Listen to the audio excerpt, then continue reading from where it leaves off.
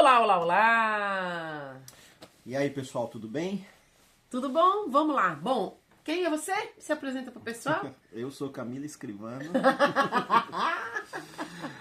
E essa aqui Eduardo é Roveri. Eduardo Roveri. E hoje nós estamos aqui para falar sobre o quê? Sobre organização. Tema chato, né? Organização, exatamente. Não é tão chato não, a gente vai conseguir fazer isso de uma maneira muito leve e eu espero que vocês gostem. Eu sou do canal Tribo Best Seller.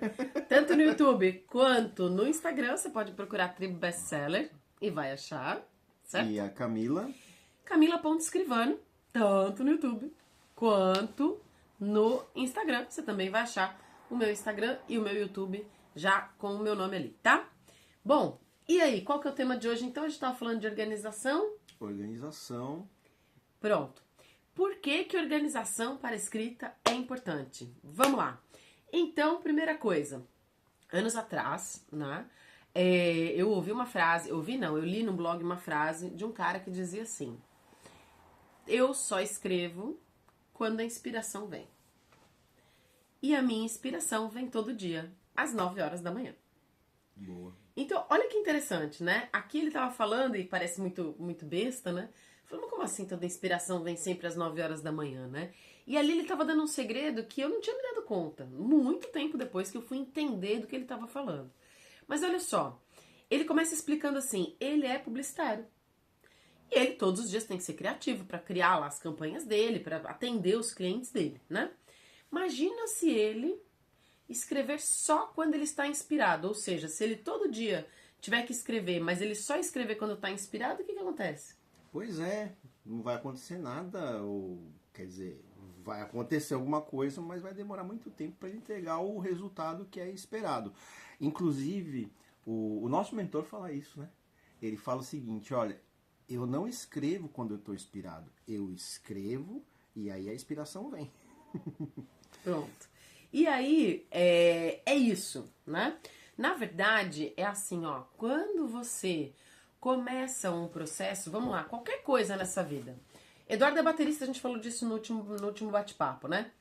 Eduardo, quanto de tocar música é inspiração e quanto é transpiração? Eu acho que tem mais transpiração Não é? do que inspiração, né? Porque o músico dedicado, o músico inspirado, Deixa eu fechar aqui que você vai falando, explica aí. ele vai praticar, e praticar muito. E praticar não envolve só tocar instrumento, envolve ouvir, envolve escrever, ler uma partitura, etc, etc, etc. Mas envolve estar envolvido Sim. cotidianamente, certo? Sim, tem uma rotina. Né? Tem todo um processo, tem uma rotina. Não dá pra você estudar hoje e achar que isso é suficiente pra você tocar na semana que vem. Não, não, não. A música é aquele 8, sabe? Deitado, que é o símbolo do infinito. Então, estudar música não existe, eu estudei até aqui, tá bom e acabou. Não tem fim. Pronto. E escrever também, né? Afinal de contas, quando a gente para e escreve, por exemplo, eu já tive essa experiência, né? De falar assim, não, hoje eu vou sentar e vou escrever um livro inteiro. Não sai. Não sai. Chega uma hora que você fica esgotado. Sabe o que acontece? No dia seguinte você não consegue escrever de novo. Né? Fica naquele processo assim, mais moroso, mais pesado, mais difícil de digerir, certo? Certo. E como resolve isso? Bom, vamos lá. Primeira coisa importante, mais um, né? Se você ainda não tá convencido, mais 2 argumentos pra você. Primeiro, você que é médico, que é advogado, já pensou se você trabalhasse só quando você tem inspiração? Pois é. O advogado vai lá e fala assim, não, hoje eu vou te defender, mas é porque eu tô inspirado. Amanhã o advogado não tá inspirado, ele não vai te defender. Ó que beleza. Muda a data da audiência. Isso, entendeu? O juiz trabalha de acordo com a inspiração do advogado. Não vai muito longe o juiz também, quando não tá inspirado. E o juiz não tá inspirado, não tem julgamento. E o réu que não tá inspirado? Não, hoje eu não tô legal. Não tô inspirado pra dar meu depoimento. Não tô inspirado pra dar meu depoimento. Já pensou? Pois Que loucura. Então, assim, isso não existe, né? E aí, quando a gente fala de escrita, gente, escrita é uma profissão como qualquer outra. Quando eu tô falando de profissão, né? Eu não tô falando necessariamente do trabalho chato, mas qualquer projeto que a gente tenha de vida depende de trabalho, depende de estudo, depende de dedicação. Não seria assim, então, não seria então a profissionalização da escrita? Eu nem sei se é profissionalização, porque na verdade, por exemplo, imagina que eu hoje quero me inscrever na corrida 5K que vai rolar aqui na cidade daqui a 3 meses. Eu não vou ser corredora profissional. A minha intenção não é viver de corrida. Mas tem um preparo. Mas, cara, se eu quero passar por esse projeto, eu quero cumprir esta meta, eu tenho um projeto que eu tenho que montar e eu tenho que seguir. Senão, ou eu não vou chegar no fim da corrida, ou eu vou me estourar no meio do caminho. Faz sentido o que eu tô falando? Faz sentido. Pronto. Outra coisa importante, né? Quando é que o corredor treina? Quanto por dia? Quanto? Bom, olha, eu não sou corredor, mas eu imagino que se ele treinar o dia inteiro, ele vai se arrebentar. Então deve ter ali um período de treino, deve ter ali também, nessa rotina, uma alimentação, algum cuidado, algum suplemento que ele utiliza para poder, né, ter ali a esperada performance. Pronto, falando em treino, e aí eu também não sou expert nisso, mas eu vou usar uma explicação que o Gustavo Borges deu pra Isabela Camargo, que eu vi uma vez ela dando essa entrevista. Ele disse o seguinte: ele treina 12 horas por dia. Caramba. Desculpa, 12 não. 16. Nossa. Aí ela falou, cara, isso não faz o menor sentido. Como assim 16 Quando horas? ele dorme? Quando você dorme? Aí ele falou assim, pois é, dormir é parte do treino. Porque a rotina de descanso é parte do treino, a rotina de exercício é parte do treino e a alimentação é parte do treino. Então, qualquer rotina tem que envolver essas 3 coisas. Percebeu? Então, você tem que ter um período de pausa, porque senão você se estoura. Você tem que ter um período de esforço, porque senão, né, o corpo não vai além. Mas você tem que ter um período de alimentação. Porque como é que você faz exercício e não dá alimento certo pro seu corpo? E de descanso, como ele como são ele as falou, 3 coisas, entendeu?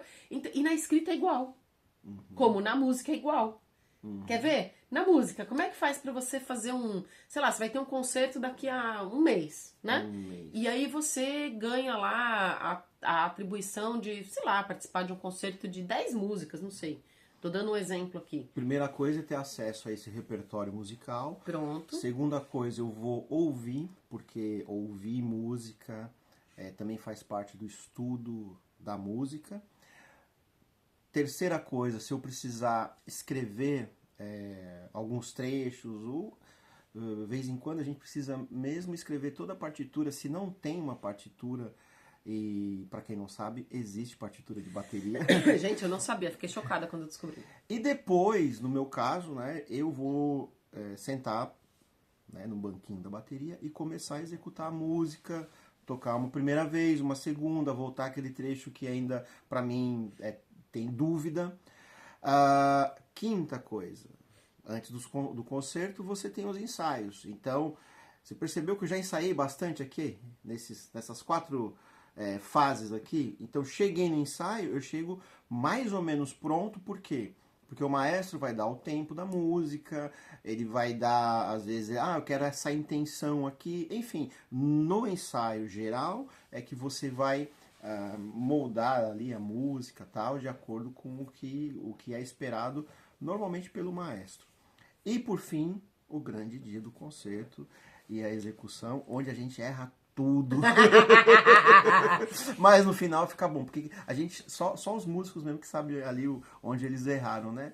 A plateia normalmente... A plateia não sabe o que tinha que esperar, então acha assim, Tô brincando, tudo maravilhoso. a plateia também percebe, a gente procura fazer... Mas brincadeiras à parte, né? Claro que esse exemplo aqui tem uma etapa que na escrita não tem, né? Porque a escrita acaba que é uma atividade mais solo. Ao passo que a parte de ensaio, né, da música, quando você está falando de banda, por exemplo, você tem a parte onde você executa sozinho e depois você tem o ensaio onde você executa em conjunto. Faz sentido o que eu tô falando? Faz. E a escrita não necessariamente, porque se você vai escrever um livro sozinho, por exemplo, você não vai ter um momento onde você vai... né, não necessariamente você vai ter esse momento de trocar. Tudo bem que você pode ter um mentor, e aí esse mentor, ou um grupo de escritores que você faz parte, e aí você troca ideias, então isso também seria o ensaio, isso também faz sentido, mas não necessariamente as pessoas têm acesso a esse tipo de coisa. Então, nesse caso, né, não teria esse paralelo. Mas o paralelo com a música é muito legal. E mesmo com a natação. Por quê? Desculpa. Porque na escrita você também tem isso. Você tem o tempo em que você escreve, efetivamente, né? Que você vai sentar e falar, beleza, então agora é lá, lá, lá, lá, lá, lá, boa. Você tem o tempo onde você descansa, porque você não vai escrever o dia inteiro todos os dias, você vai escrever um período e depois você fazer outras coisas na vida. Por quê? Porque mesmo para você escrever, você tem que ter assunto. E como é que você tem assunto? Vivendo, né? Então, você vai fazer outras coisas na sua vida, não é? Vai dormir, vai comer, vai interagir com as pessoas, vai fazer outros trabalhos. Mesmo que você seja um escritor profissional, você precisa ter outras atividades para sair daquele contexto e ter outras histórias, ter outras percepções, outros aprendizados. E você tem um momento de alimentação também para a escrita. Ah, é? Claro. Pizza. Não, se for pra mim, pizza não macarronada, pode. Nem macarrão. Arroz, feijão, churrasco. Tudo bem. Vamos voltar Qual nesse que é o momento de alimentação da escrita? É quando você lê. Ah, É quando você lê. Por incrível que pareça, e não use isso pra ficar enfiado na Netflix, mas é quando você assiste intencionalmente um seriado pra avaliar o tipo de narrativa, o tipo de construção. Porque, de fato, isto é você olhar um material que foi escrito, ou mesmo uma música. Mas não uma música pela melodia, mas olhar a estrutura da letra, por exemplo. Então, quando você para fazer esse tipo de análise de outras obras artísticas que tenham escrita ali, de certa forma você está se alimentando. Você fala, pô, esse cara fez um negócio legal aqui nesse filme. Exemplo bobinho, mas que eu acho o máximo. Breaking Bad. Você lembra como é que começa Breaking Bad? não lembro. Gente, Breaking Bad é uma loucura. É um seriado. Bom, o cara é um professor de química, né? Professor de química. E ele descobre que tem. Ele é super bonzinho, super certinho, super quadradinho e tal, não sei o quê. Olha o spoiler. Mas começa assim. Tá bom. A série começa assim. E um dia ele descobre que ele tem. Bom, deixa pra lá. E agora é spoiler mesmo. Mas a primeira cena aparece o deserto.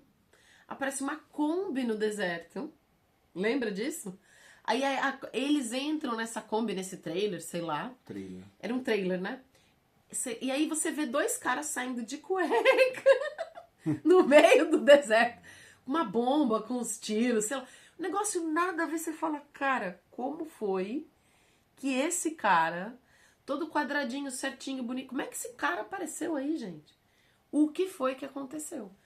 Então, Breaking Bad é, por exemplo, um caso que se você pra assistir, pra estudar a maneira em que ele cria a narrativa, você tira muitas ideias. Tá vendo? Também tem alimentação na escrita. Entendi. Né? Então, o que é importante? Claro, quando a gente tá falando aqui de organização, a gente tá falando, lógico, não necessariamente daquela coisa chata, quadradinha, da obrigação, não é isso, né? Mas mesmo quem não quer se tornar um escritor profissional, mas quer escrever um livro, essa pessoa precisa de organização, não precisa? Organização, exatamente. E como você é uma pessoa organizada, uma pessoa que tem ideias e participativa, então, hein? O que eu vou pedir para você? Coloca aqui uma mensagem para nós do que você tá achando, sugestões de temas.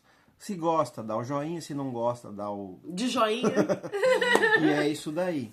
Tá? Continuando. Vamos lá. E aí, o que é importante a gente lembrar aqui, né? O importante da gente lembrar aqui é que Eduardo falou uma coisa importante, né? Ele falou assim, a gente precisa ter sempre um horário. Lembra do cara do que tinha inspiração às 9 horas da manhã? Uhum.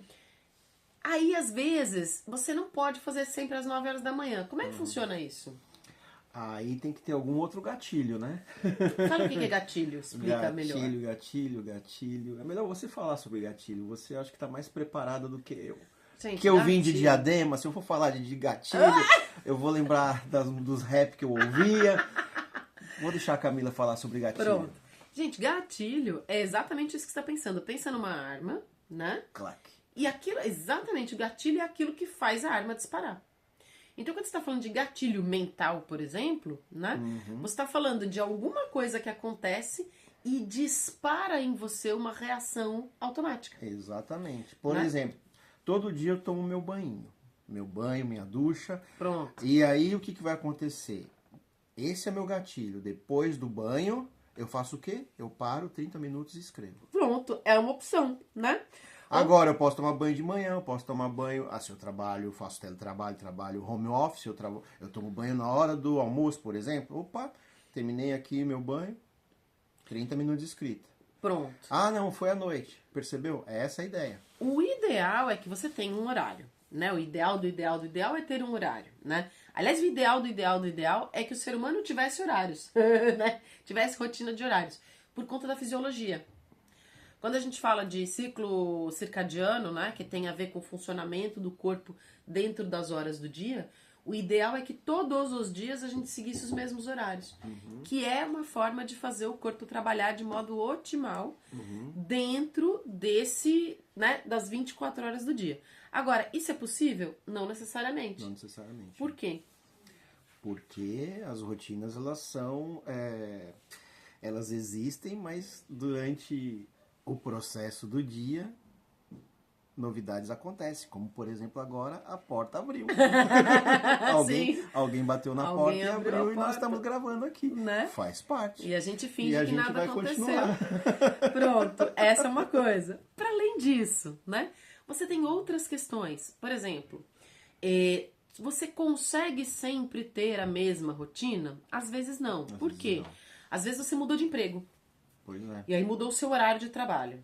Às vezes você não mudou de trabalho, mas você tem um filho que de repente passou a ir para a escola. Então antes ele não ia para a escola, agora ele vai para a escola. E aí tem o horário de entrada da escola e as coisas vão se reajustando ao longo da vida. Exatamente. É normal que a gente tenha fases na vida. Exatamente. Né? Então a ideia aqui é que o ideal é você ter horário. Né? E aí cada vez que você mude de horário, se você não muda com tanta frequência, é que você fixe horários realmente. Se você não tem horários tão fixos, porque a sua rotina já parte da premissa que você tem essa flexibilidade de horário, aí o ideal é usar o que o Eduardo falou, que é pegar um gatilho, né? Então ele falou do banho, por exemplo. Claro, não vale pra quem toma 2 banhos, né, gente? Porque daí, né, já mistura o cérebro. Escolhe um banho. Escolhe um banho, né? Não, mas pode ser, por exemplo, eu tomo café da manhã, eu sento e escrevo, por exemplo. Né? Antes de dormir, eu sento e escrevo. O horário que funcionar melhor pra você, tá? Exatamente. Não adianta também dizer assim, tem que ser de manhã cedo, vou acordar mais cedo pra isso. Cara, vou acordar mais cedo pra isso é receita pro fracasso. Porque se você já não acorda cedo e você decide que você vai acordar cedo, a tendência é que isso dê muito errado. Certo? É verdade. Eduardo, você acorda cedo ou acorda tarde? Eu acordo cedo. Pronto, então pra você, acordar mais cedo funciona bem? Funciona porque de manhã eu tô mais inspirado. Pra mim funciona? Não. Porque entre eu abrir os olhos e eu acordar, ou seja, entre eu abrir os olhos e ser responsiva, tem um delay. Então, pra mim, acordar mais cedo pra escrever não funciona. Agora, pra mim funciona escrever antes de dormir? Funciona. Pra você funciona? Não. Por quê? Porque eu já tô cansado, eu quero ali acalmar, ver uma coisinha para distrair E quem tá errado de nós dois? Quem tá errado de nós dois? Eu, né? Eu sempre tô errado. Não. Nenhum dos dois, né? Na verdade, isso é uma questão da gente conhecer o ciclo do corpo, conhecer a maneira como a gente funciona e usar a maneira como a gente funciona da melhor forma pra gente. Exatamente. Né? Então, pronto. E aí, tudo isso pra dizer o seguinte. Bom, a gente já falou sobre rotina, então você já sabe por que você tem que ter rotina, certo? Mais um detalhe importante. Por que a rotina faz diferença? Por que a rotina faz diferença? Vamos lá. Quando você começa uma coisa, você tá empolgado? Sim. Inclusive o pessoal faz muito disso no início do ano, né?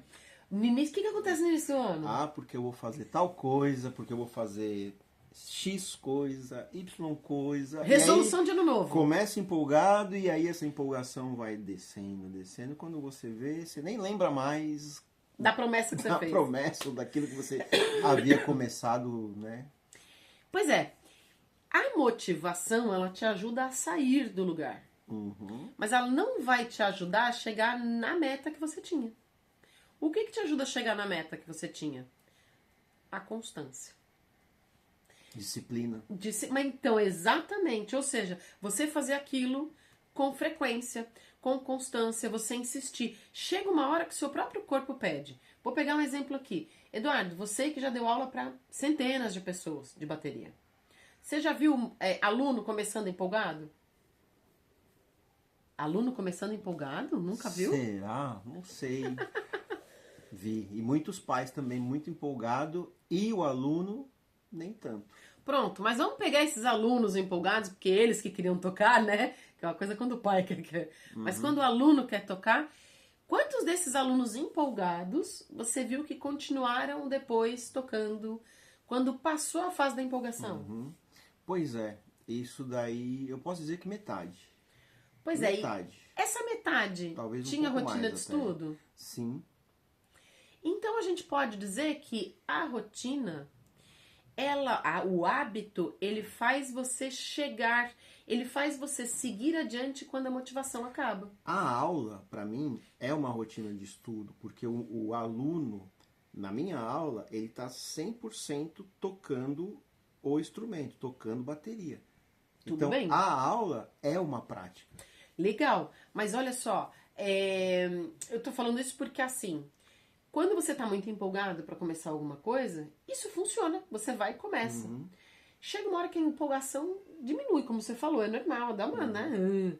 Pronto, já passou aquela novidade, o ser humano é meio ligadão em novidade, quando passou aquela novidade, dá uma acalmada. Exato. O que faz você chegar no fim do seu projeto? A constância. E aí tem um detalhe que eu tô aqui querendo falar, que é o seguinte. Vai. O detalhe da música, quando uma pessoa começa a estudar bateria do 0 ou do 1, é quando ela toca a primeira música e ela vê o resultado e às vezes não, né? Hoje com a tecnologia a gente consegue gravar o áudio, consegue gravar o vídeo, depois mostrar pra pessoa, olha, aqui ó, né, como a gente já tinha combinado, tá gravado, olha, escuta você aqui. Aí a pessoa se escuta, ela vê o resultado, isso é gratificante. Na escrita... Depende. Depende. Do quê? Porque você pode fazer exercícios, inicialmente você é uma pessoa muito crua, no sentido de que nunca fez nada. E você pode fazer exercícios com ela de modo que ela faça textos em 25 minutos. E depois ela leia o próprio texto. Essa é uma forma dela ver um resultado imediato. Legal. Agora, olha só. O próximo vídeo, ele vai falar sobre resultado. E sobre frustração na escrita. Porque a maior frustração, pra mim, era, eu vou escrever isso e vou fazer o quê? Então, quando você publica o seu livro e vê o resultado da publicação, cara, isso é demais. Quando você vê alguém que te manda uma mensagem pelo WhatsApp ou pelo e-mail ou algum comentário, ou pessoalmente, dizendo, Eduardo, eu li seu livro e eu vi lá uma coisa que você comentou, que era algo que eu precisava resolver. Nossa, obrigado, que legal que você falou sobre isso. Aí você vê o resultado e você fala, cara, valeu a pena. Só que... Vamos deixar isso pro próximo tema. Pronto. Próximo vídeo. Só que você só consegue chegar ao final quando você tem consistência. Né? Exatamente. Se não, vamos terminar aqui essa explicação e esse bate-papo com esse exemplo, né? Por exemplo, eu vou fazer a corrida então aqui na cidade. Eu não posso simplesmente falar, ai, tá bom, então eu vou correr agora, né? Eu vou correr hoje, tô treinada e aí no dia da corrida eu vou correr. Não faz isso, não faz sentido. Eu tenho que treinar todos os dias, eu tenho que me alimentar bem, eu tenho que fazer o descanso, eu tenho que ter essa rotina de treino para chegar no dia que vai valer, né? No dia que para valer, né? E fazer aquilo acontecer. No caso da escrita, o que é o dia que vai valer, que é para valer, né? Desculpa. É o dia do lançamento do livro. Só que você só chega nesse dia se você todo dia lê um pouquinho, escrever um pouquinho e descansa, né? Para todo dia evoluir um pouquinho, para em algum momento você chegar no final do livro e aí conseguir publicar o seu livro, né? Que aí a gente vai falar no próximo vídeo. No próximo vídeo. Então, obrigado por nos acompanhar até aqui. De novo, deixa aí um comentário, O joinha. Sugere temas, Perguntas. dislike. Ou de joinha ou de joinha. E perguntas principalmente, né? Exatamente. Se inscreva no canal e até o próximo vídeo. Canal. Camila.escrivano. E Tribo Bestseller. ela é mais rápida do que eu, tá com o gatilho mais ali, sabe? Tchau, pessoal. Até o próximo vídeo. Bye, bye.